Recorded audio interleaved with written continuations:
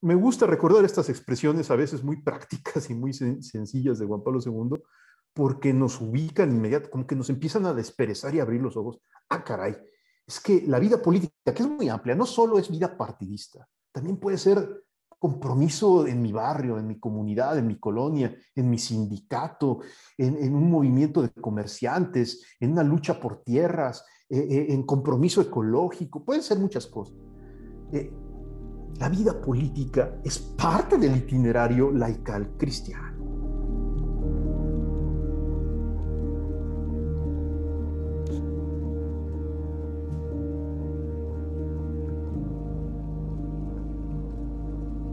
Católicos en la acción política por mandato del cielo, y hemos querido unirnos a lo largo y ancho de nuestra América Latina para decir presente y para poder estar gestando estos foros para que podamos formarnos, pero además compartir entre nosotros ese crecimiento importante que tenemos que tener los católicos en la acción política. Nos anteceden 2 foros anteriores y ha sido para nosotros un gusto muy grande el poder contar siempre con mucha participación, y ya lo hemos visto, tenemos participación desde Washington, México, Centroamérica, República Dominicana, Paraguay, también América del Sur. Chile, América del Sur, y queremos pues agradecerles porque la convocatoria se ha hecho desde el cielo, ha sido el Espíritu Santo el que ha permitido que todos nosotros estemos hoy aquí reunidos. Nos llamaron por nuestro nombre y apellido y hemos dicho que sí. Para iniciar nuestro foro queremos comentarles que tendremos a nuestro invitado especial siendo presentado por el padre José Luis Correa, nuestro asesor continental del movimiento de Schoenstatt. Y luego de la introducción que haga el padre presentando a don Rodrigo, tendremos 50 minutos de presentación y luego a través del chat haríamos una apertura de 15 minutos para comentarios y preguntas a través de este mecanismo para que podamos de una manera ordenada aprovechar al máximo el tiempo. Dándole de nuevo gracias a Dios por la bendición de estar aquí reunidos, le paso entonces la palabra a nuestro asesor continental, director del movimiento de Schoenstatt en el continente, nuestro querido padre José Luis Correa Aldira. Muy buenas noches. En primer lugar, agradecer a Rodrigo por la gentileza de haberse tomado este tiempo para estar con nosotros. Transmito los saludos y las felicitaciones del padre Alexandre Awi, del Dicasterio Laicos, Familia y Vida, que los expresó esta mañana, y quisiera simplemente y muy brevemente, siendo injusto por el largo expediente que tiene Rodrigo Guerra, solamente decir lo que nos parece más atinente para este momento. Don Rodrigo Guerra es, en el ámbito académico, licenciado y doctorado en filosofía. Además, goza de una maestría en humanismo universitario. Desde el punto de vista eclesial, cito 3 ámbitos en los cuales participa activamente. A nivel latinoamericano, en la Comisión Teológica del Consejo Episcopal de TELAM, y a nivel del Vaticano, en 2 academias pontificias, la Academia Pontificia de las Ciencias Sociales y la Pontificia Academia para la Vida. Eso requiere un nombramiento directo del Santo Padre. Es autor de muchas publicaciones, solo quiero destacar 2. La aproximación al pensamiento político de Jorge Mario Bergoglio, jesuita, el actual sumo pontífice, y Educar para el bien común hacia una nueva generación de católicos comprometidos en la acción política, que es el tema sobre el que nos disertará a continuación. Muchas gracias y que disfruten este momento. Adelante, don Rodrigo. Muchas gracias, padre José Luis. Gracias por la confianza de invitarme a estar este ratito con ustedes platicando de este tema que puede parecer un poco secundario dentro de la formación cristiana. Sin embargo, cada vez más la realidad y obviamente nuestra propia fe nos invitan a considerarlo no como algo secundario, sino como algo muy central, como algo pertinente justamente para vivir más plenamente nuestra fe y también para ser más responsables de la realidad que nos toca vivir. La plática se intitula Hacia una nueva generación de católicos comprometidos en la acción política. Y el título lo pusimos así, pues no como mero pretexto retórico, sino principalmente para tratar de mostrar, uno, que necesitamos ser conscientes de que hay nuevas generaciones, nuevas realidades, y que hoy necesitamos una nueva generación claramente de políticos en todos nuestros países de América Latina y del mundo. Segundo, que los católicos tenemos que reaprender a participar en la vida política, porque por diversas razones que comentaremos brevemente, hemos perdido un poco la brújula cuando de repente los desafíos políticos nos sorprenden si hemos descubierto a Jesucristo. Y finalmente, tal vez un tercer punto que vamos a tratar de desarrollar es siendo conscientes de que hay un nuevo momento cultural y una obligación de que haya una nueva generación de católicos comprometidos en la política, pues tratar de descubrir qué tipo, digámoslo así, de perfil educativo necesitamos para que esto suceda. Porque una nueva generación no va a nacer por generación espontánea, sino que requerirá de un acompañamiento pertinente, y por eso pues seguramente todos nosotros tendremos alguna responsabilidad en ello si asumimos la tarea de seguir el magisterio social de la Iglesia y de mirar también el dolor, por supuesto, de muchas de nuestras sociedades y de nuestros pueblos. Lo primero tal vez que me parece que puede ser pertinente decir es que la palabra política, pues todos lo sabemos, es una palabra lamentablemente muy desgastada, muy manoseada, y que muy fácilmente cuando la oímos mencionar, nuestra imaginación la vincula pues con corrupción, con triquiñuelas, con arreglos debajo de la mesa, con lo que en México llamamos politiquería, y que es justamente la manera bastarda de la vida política. Es decir, la palabra política se ha desgastado mucho, que a veces hasta sus sentidos más corruptos son los que hoy se vinculan con la palabra y nos hacen pues pensar en cosas a veces muy feas y muy tenebrosas. Sin embargo, cuando uno mira la historia de la política y mira además la historia de la política en el pensamiento cristiano, uno descubre algo muy bello. La política en su sentido más elemental, por ejemplo Aristóteles así la veía, es la ciencia, el arte, la vocación de dedicarse al bien común. Ciencia porque, claro, política implica estudiar, saber ciertas cosas, cómo se comportan las sociedades, cuáles son las leyes que los regulan, etc. Arte porque la política es un ejercicio prudencial. Es decir, el que estudia mucho no es político, sino además de estudiar mucho, hay que aprender a decidir con prudencia qué es pertinente en esta circunstancia y no en esta otra. Y vocación, porque sobre todo para los cristianos, la política es un llamado que de repente podemos descubrir dentro de nuestro itinerario de vida. Viendo los mismos signos de los tiempos, las personas podemos descubrir diversas vocaciones. De repente abriendo nuestro diario, nuestro periódico, mirando las noticias, alguien puede ver las noticias de esta semana y descubrir su vocación, por ejemplo, religiosa. Descubrir que dado que el mundo tiene tales y cuales problemas, hay que consagrarse a Dios en exclusiva y servirle a Dios en una vocación consagrada. Otro puede descubrir, ¿no? Una vocación, por ejemplo, de tipo profesional muy bella. Viendo las mismas noticias, la persona descubre que hay que educar a los niños y a los jóvenes y por lo tanto decide ser maestro.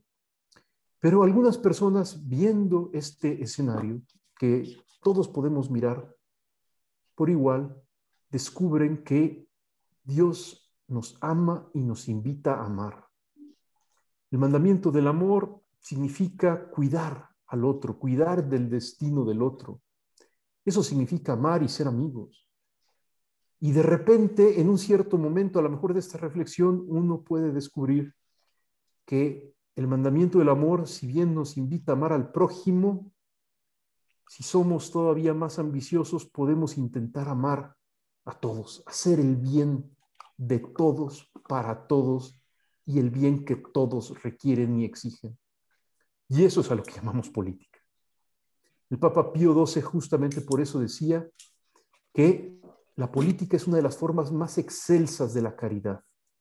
Es uno de los apostolados laicales más excelsos. No por la acepción corrupta y manoseada de política, sino por esta otra, que vincula la política con el mandamiento del amor. Amar es hacer el bien y política es hacer el bien común, es decir, hacer el bien que todos reclamamos como sociedad. Por eso hay una vinculación esencial entre la vida cristiana, que es ante todo descubrimiento de que Dios nos ha amado y nos invita a vivir dentro de la lógica de ese amor, y la acción política. Por supuesto que descubrir así la palabra política es un giro total de 180 grados respecto de lo que pasa hoy en día en muchas de nuestras sociedades.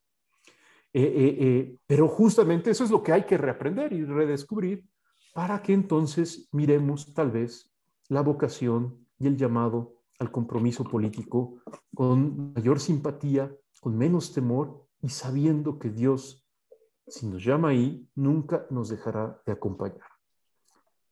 Una segunda cosa que vale la pena tal vez comentar es que por distintas peripecias, por distintas situaciones que se han vivido, sobre todo en el siglo XX y principios del XXI, en muchas de nuestras sociedades, el vínculo entre la política y la vida cristiana también está muy fracturado, muy herido, muy roto y no parece evidente.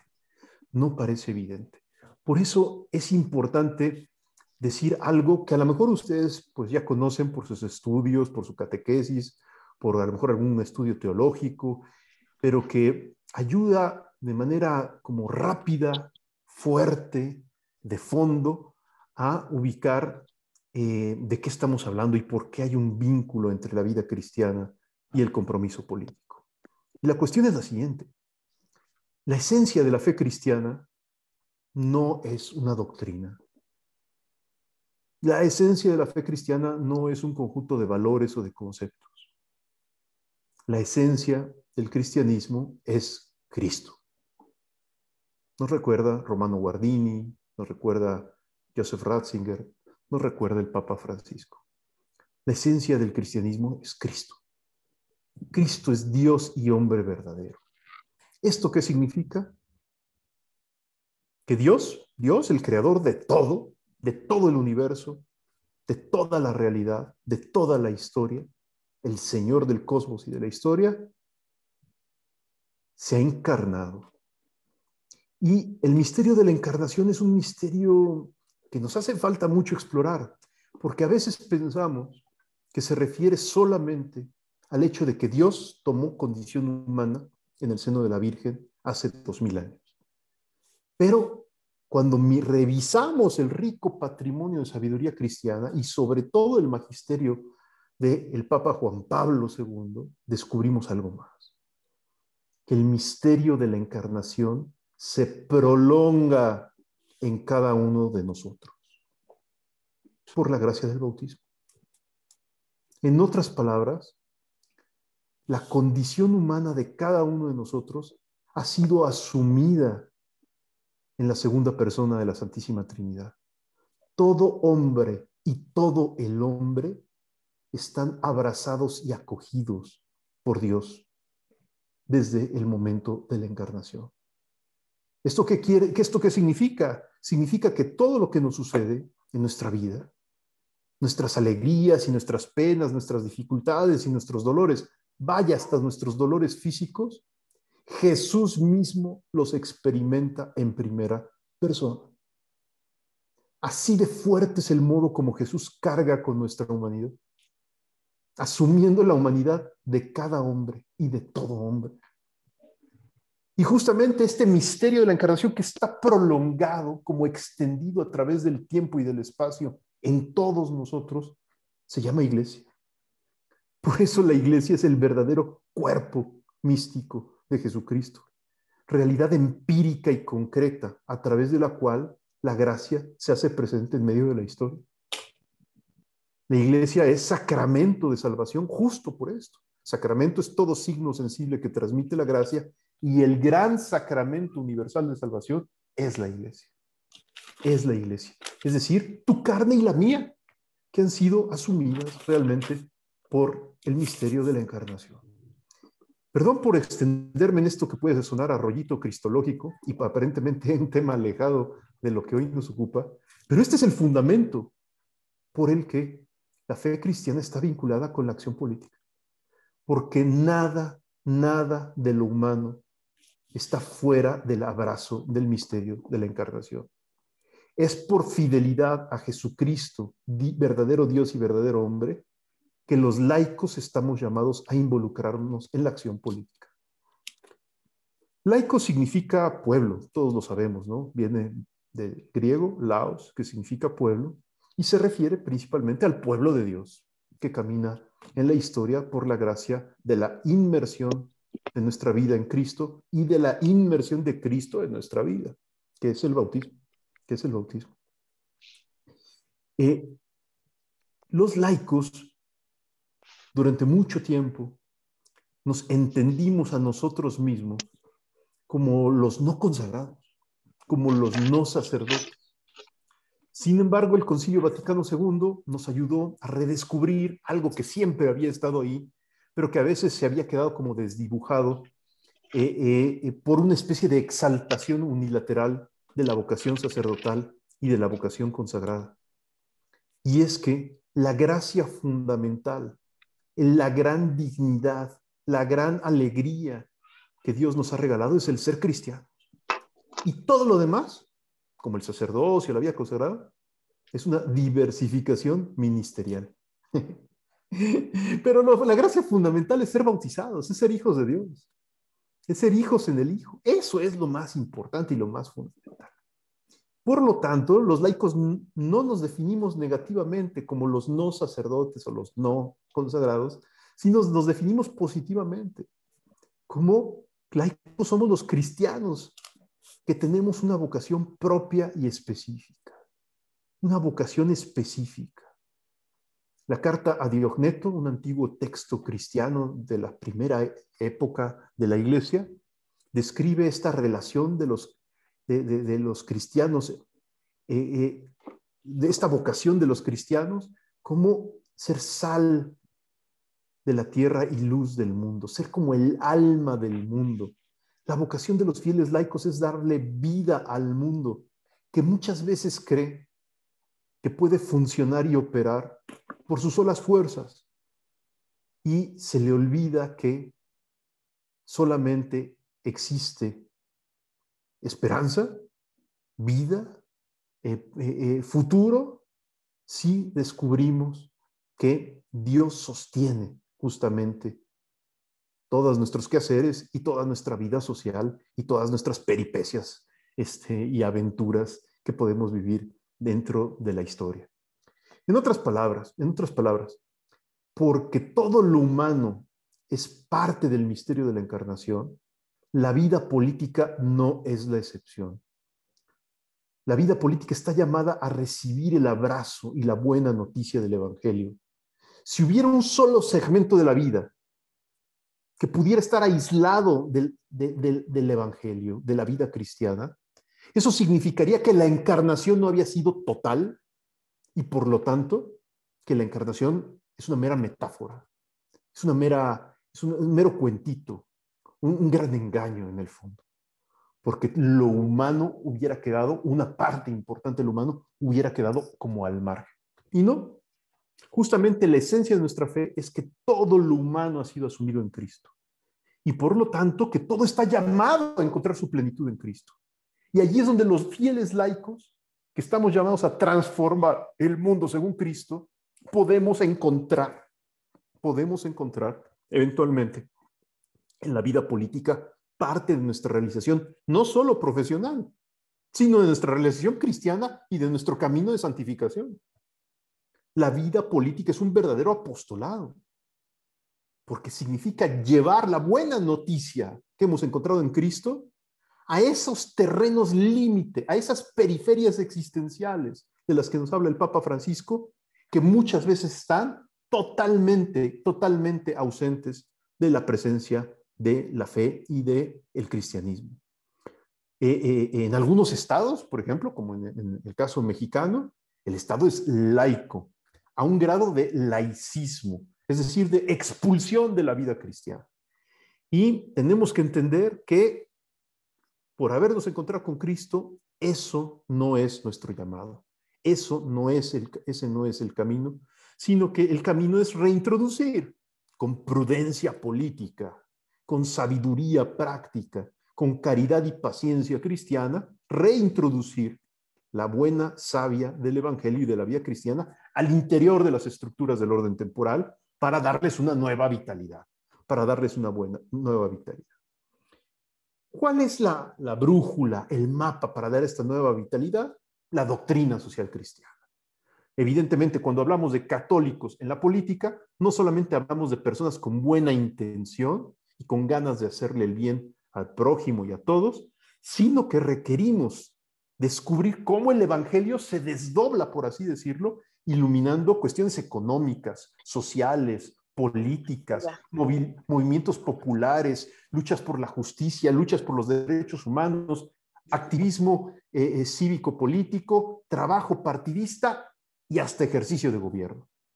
En otras palabras, los fieles laicos, antes que santificarnos en la sacristía o cargando el incensario o participando en el coro de la parroquia, estamos llamados a santificarnos en la banqueta, en la escuela pública, en la familia, en el sindicato, en el movimiento popular, en la lucha por los derechos humanos, en el partido y hasta en el gobierno. Ese es nuestro territorio ordinario de santificación de los fieles laicos.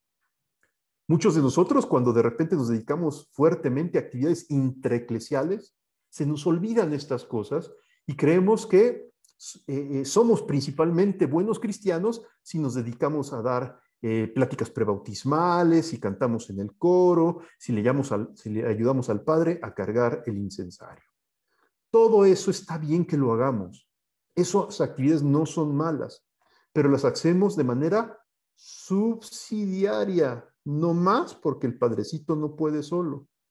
Pero nuestra vocación propia y específica no es cantar en el coro, es transformar el mundo según Cristo. Nos enseña la Apostólica Mactuositatem del Concilio Vaticano II y lo refrenda la Christi Fidelis Laici de Juan Pablo II. Ya que estamos bien redescubriendo esto que es importante de nuestra identidad laical, los laicos somos cristianos en el mundo llamados a transformar el mundo según Cristo, es que entonces ya es más fácil ver la vinculación con la vida política. La vida política no agota todo el compromiso laical. Algunos fieles laicos de repente pueden descubrir su vocación político partidista, por ejemplo. Algunos su vocación política en un organismo cívico, en una ONG, en una lucha popular, en una lucha a favor de los derechos humanos. Pero eso sí, todos en un sentido amplio tenemos que estar preocupados por la cuestión política. ¿Por qué? Porque la cuestión política es estar preocupados de nuestro prójimo. De nuestro prójimo. Juan Pablo II solía hacer un razonamiento particularmente fuerte. Si le damos el golpe nos puede movilizar y sacar de nuestras perezas, y que vale la pena recordar. Él decía así: ante la política nada más hay dos opciones. O se es objeto de la política o se es sujeto de la política. ¿Qué significa ser objeto de la política? Ser objeto de uso y a veces hasta de abuso de aquellos que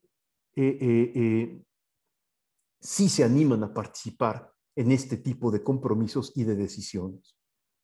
Y entonces muchas veces cuando yo digo no me interesa la política, que otros decidan, no voy a votar, etcétera, muchas veces en el fondo estoy participando desde mi pasividad, cómplicemente, de manera cómplice, eso es lo que quiero decir, de manera cómplice con las decisiones de otros, que a veces son desafortunadas. Juan Pablo II también usaba otra expresión que dice así: en política todos los espacios vacíos se llenan. Todos los espacios, y si los cristianos no los llenamos, los van a llenar otros, con otras ideas. Me gusta recordar estas expresiones a veces muy prácticas y muy sencillas de Juan Pablo II, porque nos ubican inmediatamente, como que nos empiezan a desperezar y a abrir los ojos. Ah, caray, es que la vida política, que es muy amplia, no solo es vida partidista, también puede ser compromiso en mi barrio, en mi comunidad, en mi colonia, en mi sindicato, en un movimiento de comerciantes, en una lucha por tierras, en compromiso ecológico, pueden ser muchas cosas. La vida política es parte del itinerario laical cristiano, es parte del itinerario, es parte de la agenda elemental. O lo voy a decir de otra manera: todo lo que dicen las encíclicas sociales, la doctrina social de la Iglesia, no está escrita para otros, está escrita para mí, para darme brújula, para darme dirección. La doctrina social de la Iglesia es un conjunto de principios permanentes, criterios de juicio y directrices de acción para los fieles laicos que de manera responsable, consciente, deciden dar un paso más allá de la zona de confort y se arriesgan a luchar por la dignidad de su prójimo desconocido, del prójimo herido, del tipo que está tendido en el camino porque muchas veces ha sido vejado, asaltado y requiere de la ayuda del buen samaritano, que me toca ser justamente a mí. La vida política en buena medida es eso, es luchar por muchos rostros que no conocemos. Por eso cuando alguien se anima a ser, por ejemplo, regidor, diputado, presidente municipal, presidente de la nación, pues obviamente su trabajo fundamental es que tenga clavada en la mente y en el corazón el amor a esos muchos que, aunque no los conozca, sabe que son historias únicas e irrepetibles por las que vale la pena dar la vida. De repente, y sin haberlo planeado, me acuerdo también de otra frase, perdón, de Juan Pablo II, cuando él, antes de ser elegido papa, daba clases en la Universidad Católica de Lublin, en Polonia.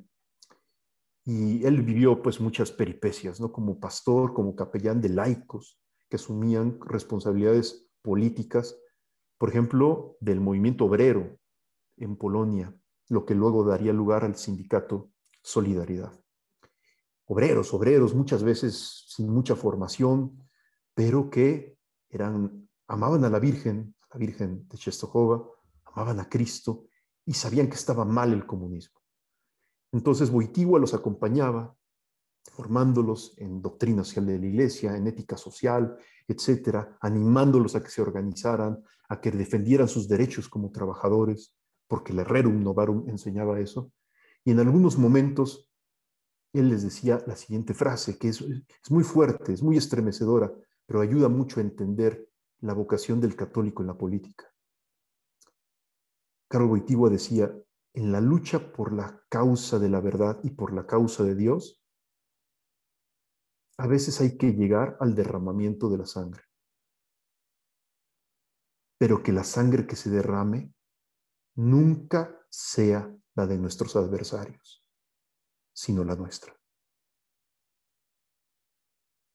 De eso se trata la vocación del católico en la política, de descubrir una disposición del corazón de dar la vida por los demás. Y muchas veces sin esperar nada a cambio. Cuando leemos el más reciente documento del Papa Francisco, Fratelli Tutti, nos llevamos la tremenda sorpresa de que es como la carta magna, como el método pedagógico para una nueva generación de católicos en la política. Fratelli Tutti no solamente habla sobre la fraternidad, sino habla de la fraternidad como método de acción política. El Papa nos recuerda que todos somos hermanos, no solo los bautizados, sino todos por ser hijos de Dios somos hermanos. Vaya, San Francisco de Asís le decía hermano hasta al sol y a la luna, hermano sol, hermana luna, hermano lobo. ¿Cómo no le voy a decir hermano al musulmán, al homosexual, al abortista? Todos somos hermanos. todos somos hermanos. Y hoy necesitamos una nueva generación de personas que descubran eso. Es decir, que se quiten las telarañas de la mente de que los cristianos tenemos enemigos. Podemos tener adversarios, pero nunca enemigos. Enemistad significa haber fracturado la amistad, es decir, la hermandad elemental entre dos seres humanos. Los cristianos estamos llamados a ser hermanos de todos. Algunos hermanos difíciles, hermanos problemáticos, hermanos que nos dan mucha lata, mucho problema, muchas dificultades, pero a fin de cuentas, hermanos. Y esto no lo dice el Papa Francisco para ponerle tonos rosas, tonos pastel a un discursito buenista para la vida, para la reconstrucción de nuestras sociedades. No. El Papa Francisco se da cuenta que nuestras sociedades están muy fracturadas, muy desgarradas por múltiples violencias. Basta ver lo que ha sucedido en los últimos 15 días en América Latina para que realmente estemos preocupados. Vean nada más las escenas que se han vivido en Bogotá, que se han vivido en Perú, etcétera, ¿no? Que se han vivido en México, por amor de Dios, en Chile. Escenas realmente impresionantes de levantamiento social, de inquietud, de inconformidad, que muestran que la polarización está llegando a niveles realmente gravísimos. La tensión de los extremos se está volviendo máxima. Y las personas que creen en el diálogo, en el acuerdo, en la búsqueda, entender puentes para disminuir la tensión, se vuelven cada vez menos. Cuando las personas, llamémoslo así, que creen en los puentes y en el diálogo, disminuyen y los extremistas aumentan en su volumen en las sociedades ingresan en escenarios de altísimas violencias y eventual guerra civil. La única manera de evitar que nuestras sociedades ingresen en eso es que voy a hablar ahora como político, que el centro democrático se amplíe, que los extremismos se acoten y que haya más personas que creen en la posibilidad de acuerdos dialogados que en la posibilidad de...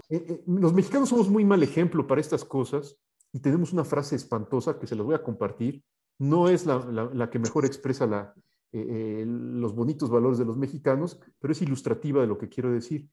Los mexicanos a veces decimos, ¿para qué dialogar si lo podemos arreglar a golpes? Esa frase, lamentablemente, hoy se está viviendo con sus diferencias en toda América Latina. ¿Para qué dialogar si hoy ya la violencia parece una herramienta más útil, más eficaz, más práctica para intentar cambiar las cosas? El Papa Francisco en Fratelli Tutti nos dice, la violencia es una falsa salida. La violencia es una falsa salida. ¿Por qué? Porque las violencias generan espirales de violencia. Cuando yo me vuelvo violento, aquel que agredo me regresa luego una acción similar o hasta más fuerte. Y esto va escalando y el final es el peor.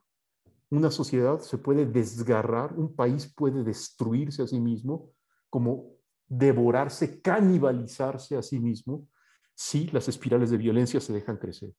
Por eso es que se requiere una nueva generación de católicos en la política. Por eso es que el Papa escribe Fratelli Tutti, para que entendamos que hay otra manera de entender la política y de actuar en política. Primera premisa, necesitamos una nueva generación de católicos que crean en la fraternidad. Esto se dice fácil, pero para ser muy concreto y poner ejemplos muy de hoy, voy a tratar de ejemplificar con algo rudo y crudo. Creer en la fraternidad significa, entre otras cosas, excluir las fáciles teorías de la conspiración que tienden a polarizar y hacer que los extremistas aumenten en temperatura y en volumen de seguidores. En otras palabras, estamos en una época en donde hay una gran cantidad de desinformación. La pandemia nos ha volcado a muchos al Internet y en el Internet encontramos muchas veces fake news, encontramos mentiras, medias verdades, falsas teorías, y muchas veces esas falsas teorías dichas por la izquierda, por la derecha, se utilizan para alertar, para alarmar, para excitar y animar a la movilización. Ese mecanismo para exaltar a la movilización cívica es perverso. Porque es cierto que existen muchos males en el mundo, pero los cristianos no estamos llamados a actuar de manera reaccionaria. Como existe un gran mal, ahora tenemos que reaccionar. No. El motivo fundamental por el que los cristianos nos tenemos que reaprender a involucrarnos en la política es por fidelidad a Jesucristo. Es porque tenemos una buena noticia, una cosa positiva que anunciar, no un enemigo que combatir. Por supuesto que hay adversarios muy fuertes en la vida política, pero lo más importante de la nueva generación que hoy tenemos que educar es que sea una generación que descubre primero que nada los pros para luego también entender los contras. Pero el elemento pro es fundamental. Voy a decir esto en lenguaje más intraeclesial y más nuestro. El querigma no es un anuncio de que hay que derribar y destruir a un enemigo. El querigma es el anuncio breve y gozoso de que todo enemigo ha sido vencido ya por Jesucristo, que mi propio pecado ha sido ya vencido por Jesucristo y que de eso doy testimonio. En otras palabras, necesitamos una política querigmática. Necesitamos católicos que, convencidos de que lo fundamental de la evangelización es el querigma, lleven la lógica querigmática al interior de la acción política y nunca olviden, aún en la mayor de las batallas culturales, que hay que mantener 1, 2, 3 o más puertas abiertas para que nos podamos reencontrar eventualmente hasta con el peor adversario. En otras palabras, esto de reconocer a todos como hermanos significa no dinamitar jamás los puentes, sino siempre mantener algún puente de comunicación, de vinculación y de reencuentro. Piensen ustedes las controversias más fundamentales que hay hoy, por ejemplo, en muchos de nuestros países, controversias sobre aborto, sobre matrimonio de personas del mismo sexo, sobre atentados a la libertad religiosa, temas gordos, temas muy, muy fuertes y que a veces nos polarizan y nos enfrentan. ¿Cuántos de nosotros, por ejemplo, lo digo en primerísima persona, hemos luchado en la defensa de la vida naciente con gran pasión y se nos ha olvidado escuchar a las mujeres que han abortado? Se nos ha olvidado escuchar al homosexual que no sabe ni qué le está pasando y que no sabe ni cómo interpretar su propia situación. Se nos ha olvidado escuchar al liberal jacobino y hasta masón, pero que también es un hijo de Dios y que habrá que escucharlo y abrazarlo en sus preocupaciones y en su dolor para no dejarlo abandonado, tendido por el camino.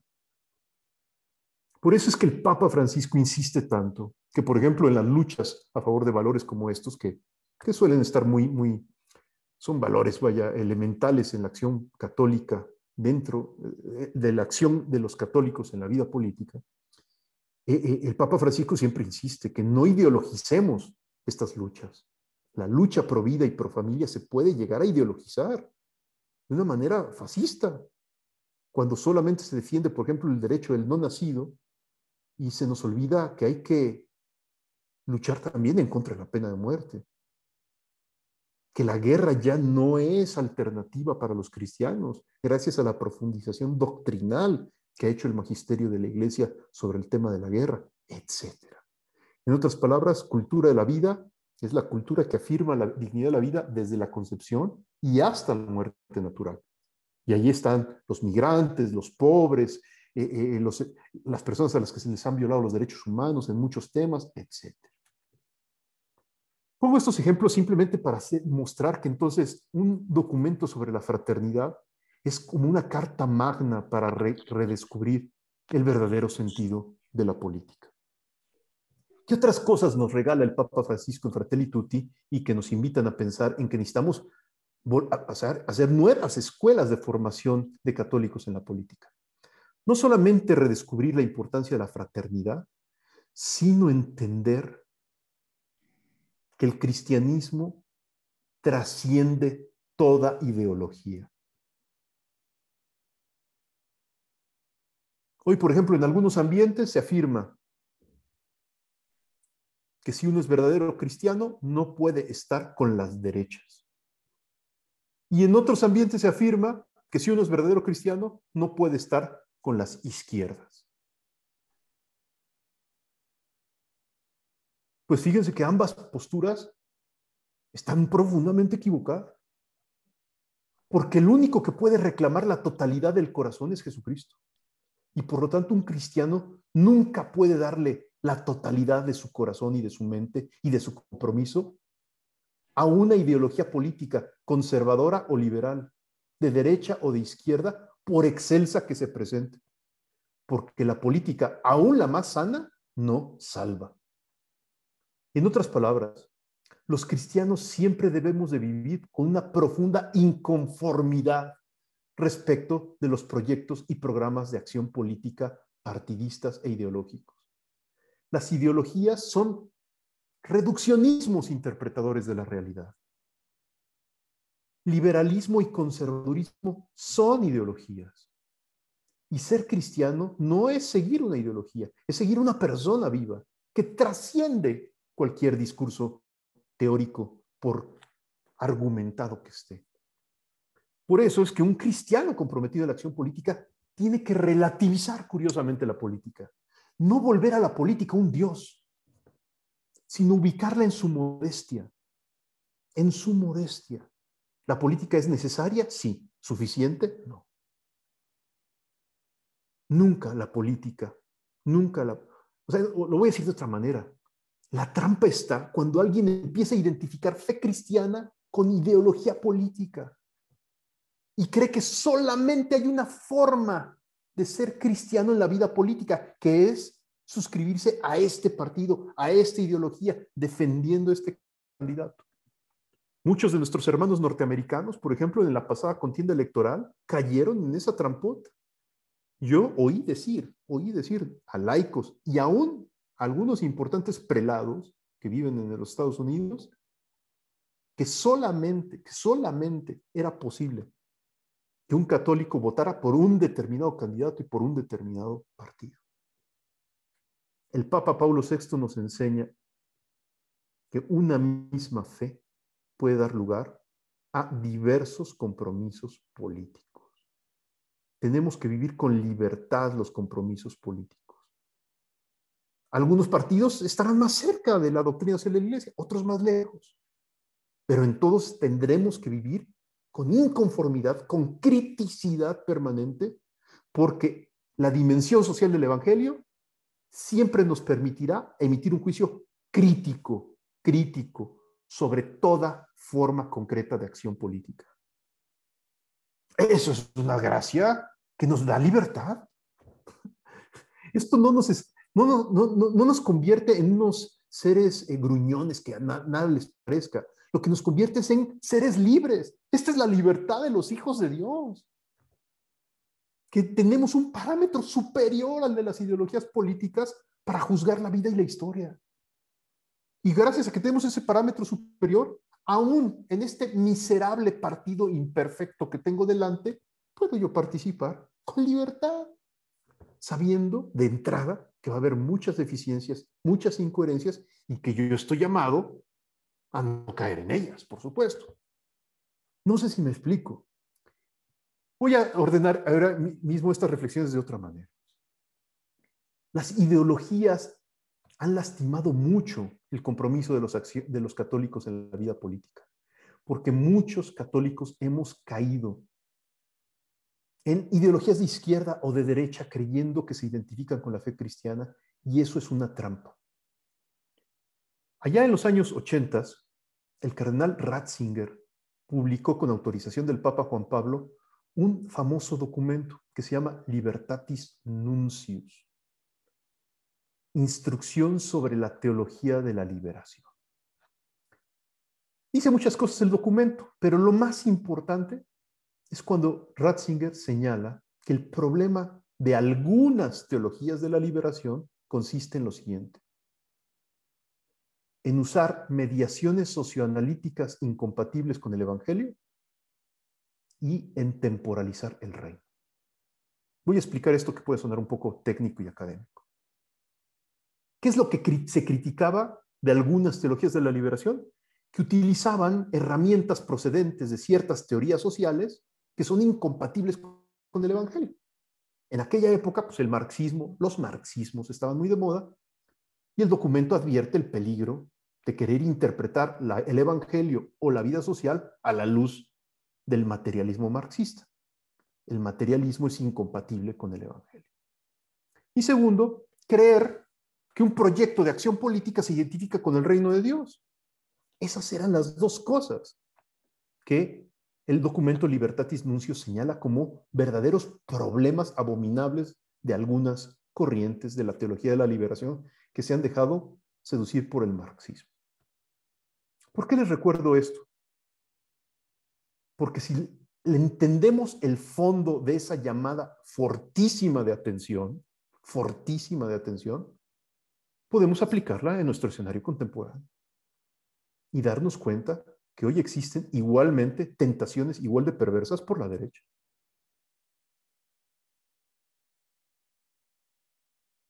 Es decir, algunos católicos utilizan mediaciones socioanalíticas incompatibles con el Evangelio en materia económica, en materia política, etcétera, creyendo que basta con persignarse, decir Padre Nuestro y luego aventarse un decálogo neoliberal para ya ser buenos católicos.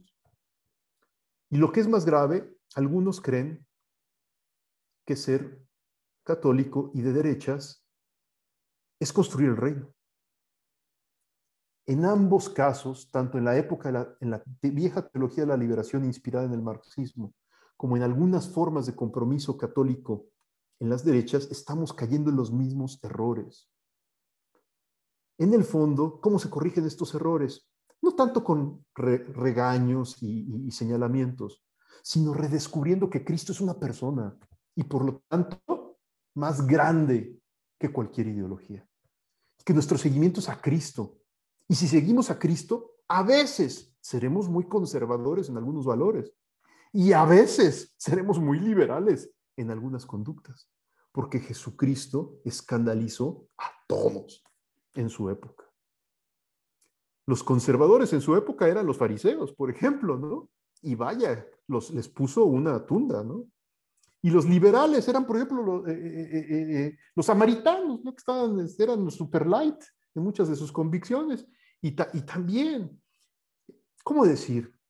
Jesús es más que conservador y más que liberal. Tenemos que formar una nueva generación de jóvenes convencidos de ello, de que Cristo es más que las ideologías y que vean siempre con cuidado y con distancia crítica todas las ideologías para que no le donen su corazón a ninguna de ellas y descubran que el corazón solamente se debe de entregar a Jesús. Siguiente cosa. El Papa en Fratelli Tutti dice, lo voy a decir así de manera sintética, ya basta de que el católico que quiere involucrarse en la acción política crea que lo único es entrar a un partido y empezar a hacer amarres y arreglos y componendas y crecer en las habilidades para el enjuague politiquero. No, la mejor escuela para formar una nueva y buena generación de políticos es volvernos amigos de los pobres. Ser solidarios con los pobres no basta. Es necesario hacernos amigos de los pobres. Y ya desde esa amistad, luchar por ellos. ¿Por qué es importante esto? No nada más por una especie de sonetito. Así, ay, pues es que Bergoglio es jesuita y pues le gustan los pobres. No es por nada de eso. No es por nada de eso. Es por lo siguiente. El Papa lo explica maravillosamente en Fratelli Tutti. Porque hay ciertas verdades fundamentales para la vida en general, pero muy importantes para la acción política, que solo se entienden en la lucha, en el compromiso, en la cercanía, con el dolor, con la injusticia, con la marginación, con el sufrimiento. Te voy a poner un ejemplo que espero que sea elocuente. Tú de repente un día decides estudiar Derecho. A lo mejor eres un joven, ahí adolescente, tienes muchas carreras, escoges la carrera de Derecho y vas a tu primera clase. Y el maestro el primer día de Derecho te dice, el derecho tiene que ver con la justicia. Y un viejo autor romano de nombre Ulpiano definía la justicia como darle a cada quien lo suyo, lo que merece. Ya anotas en tu libreta nueva esa definición, llega el día del examen, te la aprendiste de memoria y sacas la mejor calificación en el examen. ¿Entendiste la justicia? Pues memorizaste la definición, pero es hasta el día en que te corren del trabajo, que te dicen, te largas de este trabajo. Y en el momento en que tú, lleno de dolor, dices, esto es injusto, es hasta ese momento en que la definición que te aprendiste de memoria se llena de un contenido cualitativo, de un contenido existencial, que si no hubieras vivido esa experiencia, jamás habrías comprendido a cabalidad qué es la justicia. En otras palabras, hay cierto tipo de experiencias que solamente, hay cierto tipo de verdades que solamente se comprenden a profundidad cuando uno se compromete con las personas, en especial con los más pobres. O lo voy a decir de otra manera, que también le gusta mucho al Papa. Los más pobres no se evangelizan. Cuando uno sirve a los más pobres y se vuelve amigo de ellos, uno cree que uno es el que hace cosas buenas por los pobres. Pero al final del viaje uno descubre que uno es el que resultó evangelizado. Uno es el que aprendió y quedó enriquecido. El Papa dice que esto es la escuela fundamental para un nuevo tipo de acción política. Entonces no es por una especie de izquierdismo del Papa Bergoglio, no es por una especie de, ay, es que es jesuita, no. Esto lo explicó Karol Wojtyła, el Papa polaco, en un libro fundamental muy complejo que se llama Persona y Acción. En ese libro el Papa dice, la acción es un momento especial de develamiento de la verdad. La acción. ¿Cuál acción? La acción comprometida, la acción solidaria. Cuando yo me juego el pellejo por ti. Es decir, ese tipo de experiencias son las que el Papa nos propone como camino pedagógico para educar una nueva generación de católicos en la vida política. ¿Por qué insistencia en una nueva generación? Porque las nuevas generaciones de suyo son nuevas. O lo voy a decir de otra manera. La categoría cambio de época, justo lo que pretende decirnos es esto. Todos los que nacimos antes de 1966, aquí creo que hay varios, yo nací antes del 66, por ejemplo, fuimos educados en un mundo racionalista extremo, en donde era nítido blanco o negro, derecha, izquierda, conservador, liberal, puntualidad, matemática y cosas por el estilo. Si hoy tú dialogas con un joven nacido no en el 68, en el 78, en el 88, en el 98 o en el 2008, te vas a llevar la tremenda sorpresa de que conforme más joven es, menos entiende ese mundo en el que tú y yo fuimos educados. Porque las palabras derecha, izquierda, conservador, liberal, puntualidad, etcétera, están totalmente resignificadas. Algunas de ellas ya no tienen significado alguno. Y algunas otras tienen un significado totalmente distinto al que tú y yo entendíamos. Palabras como amor, libertad, verdad, justicia, respeto, responsabilidad, derechos, obligaciones, están resignificadas. Por eso el diálogo entre padres e hijos es tan complejo en la actualidad, entre maestros y alumnos, entre sacerdotes y seminaristas. Es muy difícil, porque aunque parece que nos entendemos y que hablamos el mismo idioma, la brecha generacional es muy grande. porque el contenido cualitativo de los conceptos es distinto, está modulado de manera diversa. De hecho, ya hay una nueva generación de jóvenes, fruto del cambio de época, del cambio de paradigma radical, del cambio cultural acelerado que estamos viviendo en América Latina y en el mundo. ¿Por qué necesitamos una nueva generación de católicos para la acción política? Porque necesitamos que las nuevas generaciones descubran a Cristo y se comprometan con la vida pública. Descubran a Cristo y no dejen tendido a su prójimo en la vereda del camino. Por eso es por lo que necesitamos este tipo de realidad nueva. ¿Esto en concreto qué significa? Algunos de ustedes pertenecen al movimiento de Schoenstatt, a lo mejor hay algunos otros invitados de otros movimientos. Necesitamos, todos los movimientos, reeducar a los fieles laicos como laicos, no como agentes de pastoral intraeclesial o intraeclesiástica, sino como laicos, tomando como parámetro formativo fundamental la doctrina social de la Iglesia contemporánea, la contemporánea para estar al día. Si yo nada más me sé el Rerum Novarum, pues o sea, me voy a quedar en el siglo XIX. Necesito leer Fratelli Tutti y entender bien por dónde va la doctrina social de la Iglesia contemporánea. Y va por aquí, por usar nuevos lenguajes, nuevos métodos, nuevas formas, para que los jóvenes descubran las verdaderas causas por las que vale la pena arriesgarse. Normalmente los miembros de la tercera edad, como su servidor,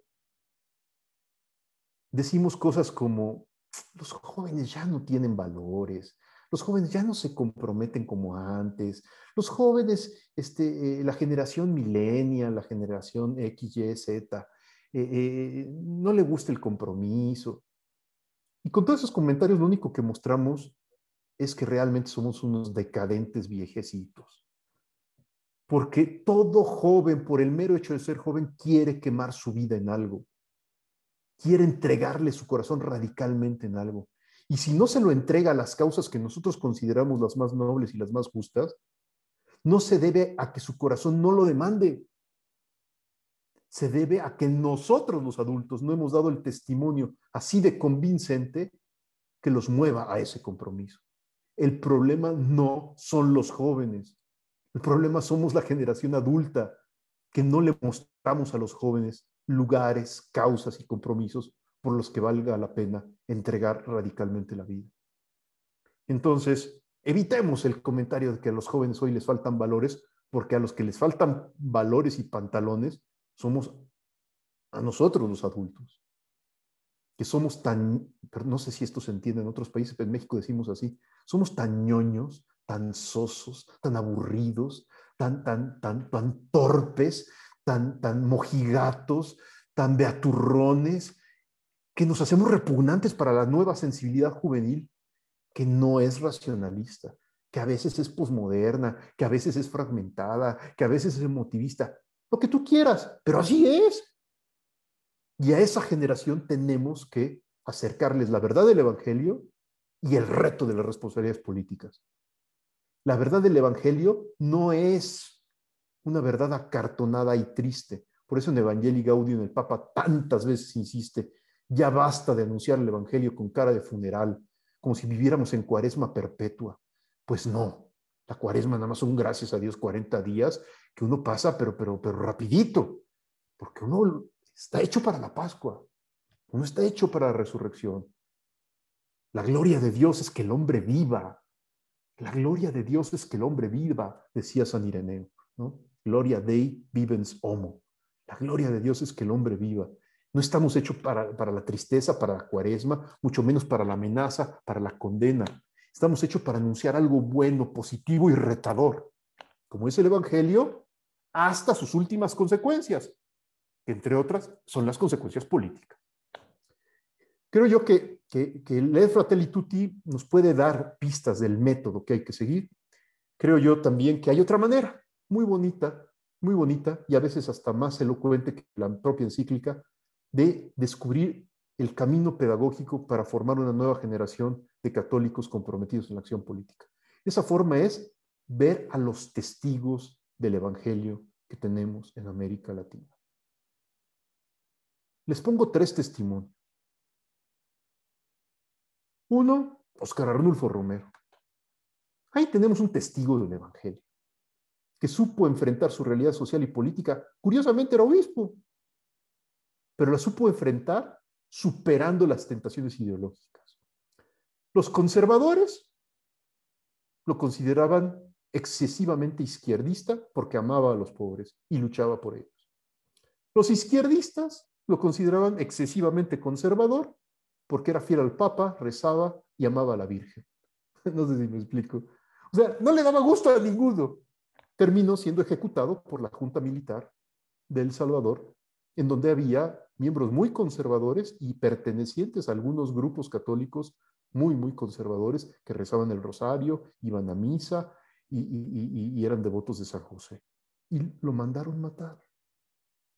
¿Sí me explico?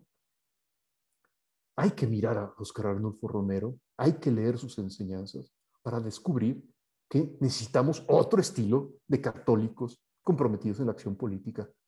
Católicos que trasciendan las ideologías, católicos más libres.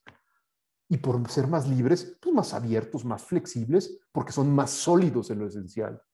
La única manera de ser libre y flexible en política es tener muy claro lo esencial, para poder ser entonces flexible en todo lo demás. Pero cuando no se tiene muy claro lo esencial, uno cree que hasta lo secundario es esencial y entonces uno se vuelve rígido. Y de ahí a ser un obcecado fanático de alguna ideología, pues hay 1 milímetro de distancia. Otro ejemplo muy bonito es Jorge Mario Bergoglio, el Papa Francisco. A mí me sorprende que en todo tipo de reuniones eclesiales, desde hace ya varios años, cuando uno, después de una asamblea pastoral, de una reunión de movimiento, de cualquier cosa, uno se atreve a preguntarle a la gente, ¿cómo te gustaría que fuera la iglesia? La respuesta, háganlo ustedes en sus propios grupos, van a ver, es interesantísima la respuesta. La respuesta de la gente es como el Papa Francisco. ¿Por qué? Porque la iglesia cuando están en los últimos años de Benedicto XVI, la iglesia está en una crisis monumental.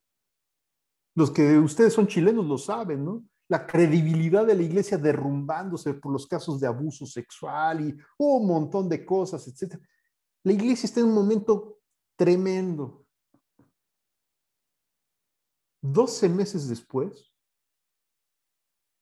la revista Time reconoce que el líder más importante a nivel mundial es el Papa Francisco. Y la credibilidad de la iglesia, a pesar de sus múltiples miserias que son muy graves y en algunos países gravísimas, sin embargo, se empieza a reconstruir. Y se empieza a reconstruir no porque de repente ya todos somos buenitos, sino porque el Papa empieza a afirmar que lo que hace creíble la fe no es tanto la coherencia, sino la misericordia. ¿Qué pasa cuando tú y yo le arengamos a nuestros hijos algo? Oye, tienes que llegar temprano y tienes que portarte bien y tienes que ser correcto y no sé cuántas cosas. Que nuestro hijo adolescente o joven, adulto, nos dice, ay papá, hablas re bonito, hasta das pláticas por internet al movimiento de Schoenstatt, pero eres un incoherente. Y dice la verdad, si anclamos la credibilidad de la fe en la coherencia, todos vamos a salir muy mal parados. Cuando vemos el Evangelio, no tanto los libritos de autoayuda, sino el Evangelio, descubrimos otra cosa, que los cristianos no damos testimonio de nuestra coherencia, sino damos testimonio de que alguien más grande que nuestra incoherencia nos ha perdonado. De eso damos testimonio. Y justamente cuando el Papa Francisco anuncia el año de la misericordia y hace de la misericordia realmente el hilo rojo, el hilo conductor, la columna vertebral de todo su pontificado,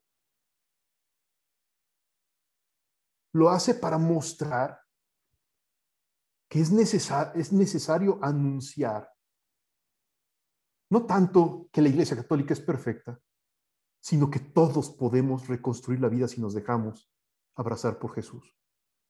Eso es lo que hoy necesitamos. Ese tipo de cristiano es el que hoy necesitamos. No un joven que no tenga caídas, sino un joven que crea que es posible siempre levantarse. No un joven que sepa perfectamente cada una de las definiciones de la doctrina social de la Iglesia, pero sí un joven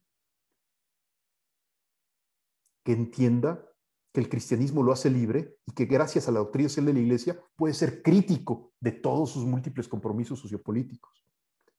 Necesitamos una nueva generación de jóvenes que redescubran lo fascinante que es servir a los pobres, porque en un continente en donde más de la mitad de la población es pobre, no nos podemos dar el lujo de cerrar los ojos y creer que podemos vivir en una burbuja de vida burguesa al margen del dolor de nuestro pueblo.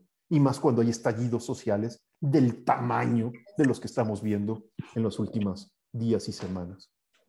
Justamente esos estallidos sociales en buena medida están sucediendo porque tú y yo, muy probablemente, no nos hemos dado a la tarea de construir una nueva generación de católicos que se involucren en la política y crean en el diálogo, crean en los medios pacíficos, sean altamente negociadores, no solamente porque estudian algún método Harvard de negociación, sino porque creen en el perdón, creen en la reconciliación, creen en la doctrina social de la Iglesia, que da herramientas extraordinarias para poder construir proyectos nuevos en materia económica, política, para defender a los migrantes, para luchar por la vida, por el matrimonio heterosexual, etc.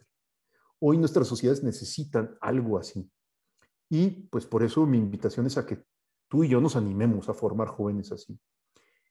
Algunos de nosotros estamos involucrados, por ejemplo, en una experiencia que nació en Chile y ahora se está extendiendo en diversos países de América Latina.